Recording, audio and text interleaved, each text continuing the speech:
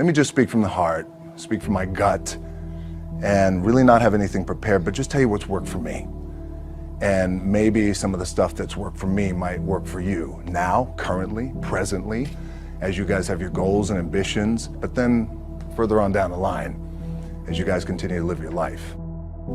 This idea and this notion that you could be anything you want, you can accomplish anything you want, right? We hear that. You've heard that from the time you were little boys. You hear that now. You're already incredibly accomplished. You guys know that. The thing that has worked for me is to remember the hard times. So, and I'm sure you guys all have your processes. And again, I'm going to tell you what's worked for me. So before a big movie comes out, before, back in the days when I was wrestling with WWE, a WrestleMania match, anything big that would happen, I would always take a moment and I'd just remind myself, all right, I was evicted when I was 14. We were kicked off the island. We couldn't live in Hawaii. Had no place to live. A lot of shit happened then when I moved to Nashville. I was arrested multiple times by the time I was 16 years old. I would remember that, and it allows me then to be present in the moment and understand, holy shit, the stuff I have around me right now. This is the shit that I dreamed of when I was a kid. I am here. I played for University of Miami, played for great teams. Warren Sapp, Ray Lewis, they were my teammates. They were balling. Warren Sapp was playing tight end that time. I was starting defensive tackle. Yeah, they moved him over to D-line. And he looked at me, he's like, yo, dude, I'm gonna take your spot. And I said, you ain't taking my spot.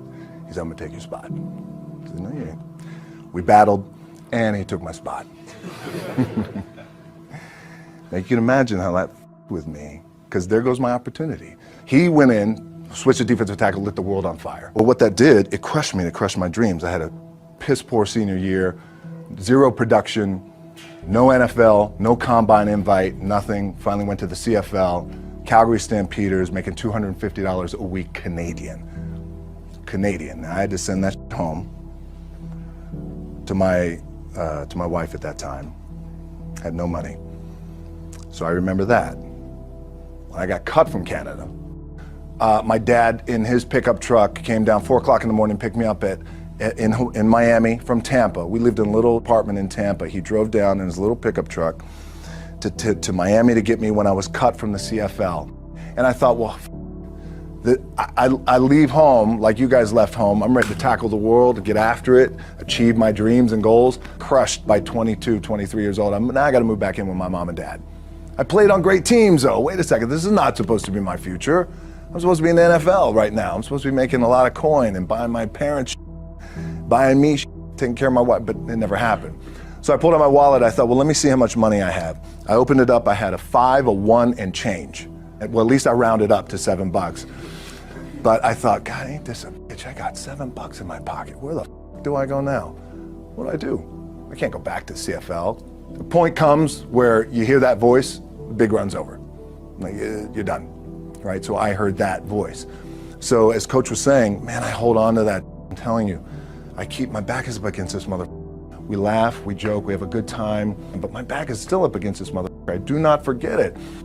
What this also helps me do, and again, it works for me, is at some point, you gotta be tired of not being number one. You have to be, and you gotta play angry, and I play angry. Now, I'm cool and calm with my approach, and when I step out on my field, which is a set, or, you know, like, there's some, and you're always gonna have haters, and haters are like, well, God damn, man, how many movies are you gonna make, or how much shit are you gonna do? Like, you do a lot of shit. I say, yes, it's my ambition. Of course, why not? I could do it, yeah. I love what I do. And not only that, but in what world do we not work every day? My back is up against this thing, you know, and I started to play angry, by the way, and I still play angry. My last match, Brock Lesnar, transitioned, and I realized if I had to be great at something, I wanted to be great in this world of Hollywood and movie making and producing and entertainment, I had to commit, and like you guys have to commit. Obviously, you commit to something, commit to the goal. So I quietly retired. 2 years later, I thought, what did I do with my career? Because my movies were not doing well. I was written off. I was like, It was around 2006, 2007. I was like, I pulled a Jim Brown. I left when I was on top, like #1 in the wrestling business, and I left. It was a ballsy, gutsy, some call it stupid move, but I had to commit and I had to follow what was in my gut. What helps me is to keep the hard times in the front of my mind, because it allows me to go into these big moments that I've worked my ass off, and you guys have worked your ass off. It allows me to go into these big moments with a different perspective. What it also does for me, and again, this is what works for me. Like, my back is up against this mother. Every day, it's against this fucking wall. But it's up against this mother because it's what I believe in. And when my back is against this mother, then there's nowhere to go. But that way, that's it. Doesn't mean you don't smile. Doesn't mean you don't laugh and joke, right? You're happy. I'm a happy guy. But when it comes to business and when it comes to executing, it's up against this. And I got to go that way. And I don't give a fuck who is in front of me. They're not going to stop me. The key for me was, where does it start? What's the anchor? What's the anchor? So I could have all these ambitions, and you guys have all these ambitions, which is great. It's important. I'll play this role, you'll play that role. I'll execute this thing, and it'll come out this summer. You guys will execute this thing during the summer, right, when it's time to really put in a lot more work. But the key with me is just always finding what the anchor is. And the anchor is getting up at 4 o'clock in the morning every day before anybody else and grounding my thought process is in the no one will outwork me. No one. I love and I respect you guys. You motherfucker won't outwork me. All starts with this. 2 hands, putting it to work. My last match in WWE, I'll share this with you guys too, is that, again, because there's a little bit of takeaway here from all this, is I wrestled John Cena, and I went in, I think it was 2013, I went in WWE champion, and we went in MetLife Stadium. We had a record-breaking attendance, which was amazing that night. We accomplished our goal. So I wrestled with John Cena. We had 45 minutes planned for the match. It's nonstop, go, right? So your conditioning is tested. And at that time, I wasn't full-time in WWE. I was just doing these spot matches where I was still shooting G.I. Joe, I think, or Pain and Gain at that time. It was Fast and Furious 6 in London. Had to travel in the ring, get all my ring work in, travel back to shoot Fast and Furious, then back, WWE Raw, doing those shows. The big build up to WrestleMania against John. We get to MetLife Stadium. It's a big night. This is it. It's game night, right? It's championship night for me. 45-minute match planned out. There's no cut. There's no, all right, well, let's pick it back up tomorrow. You know, it's go time. It's just like you guys in a game. At the 15-minute mark, bang! I feel something pop. I'm like, boom! What the f? I'm laying there, and both of us are out. I said, oh, fuck, something's going on. And I stick my hand, now there's 85,000 people, right? And we're just laid out like this. I kind of roll over, I stick my hand down in my trunk just to see, I want to make sure that there was no bone sticking out. So if there's no bone sticking out, what the f? Something just happened. Referee comes over and he's like, Rock, you all right? I'm like, yeah, I think I'm all right. I said, I get up, I go to step, and I can't step. I can't do this. I have to use my leg like momentum. I gotta do that.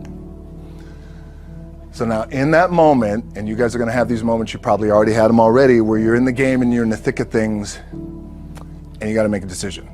What I gotta do? I'm gonna stay in the game, committed to the team, I committed to my team, the whole entire roster, right? So I could tell the ref says, are you okay? And I have one moment. In this moment, it was a defining moment. I could either tell him, no, I'm done.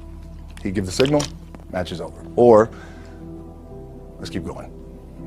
We have this decision. And I said, no, let's keep going. I said, how much time is left? He's like, 32 minutes. I'm like, okay. Rest of the whole match, couldn't move, doing everything like this. I'm getting scared because I'm thinking, man, well, what happens if I pinch something or something like, I don't know, your mind starts fucking with you in the moment. There's 85,000 people, your adrenaline's rushing. Thinking, man, what happens if I'm gonna lose my leg or some shit like this, if I've just done something to my artery? Final move of the match is his big finishing move. And I remember I'm getting up and I'm turning like this because I have to fall into him. He's gonna hit me with his big finisher. I remember turning into John and he says, and I remember thinking to myself, God, please don't let this be too bad. Just take care of me. Take care of me. Bang! I feel boom! Now I don't know what just happened. Now luckily the match is over. He pins me, 1, 2, 3. He comes in the back, I get to the back, I can't move. Now I'm getting a little nervous.